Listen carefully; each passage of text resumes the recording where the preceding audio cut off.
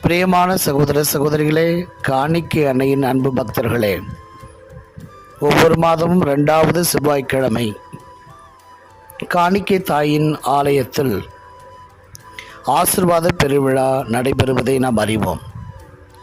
இம்மாதம் 11ஆம் தேதி மாலை சரியாக 5:45 மணிக்கு ஜெபமாலையும், தொடர்ந்து நற்செய்தி முழக்கமும், அதைத் தொடர்ந்து குணமளிக்க வழிபாடும் திருப்பலியும் வழக்கம் போல நடைபெறும். எனவே இம்மாத ஜெப கூட்டத்திற்கு 2வது செவ்வாய்க்கிழமை மாலை அனைவரும் கலந்து கொள்ள உங்களை அன்போடு வரவேற்கிறேன்.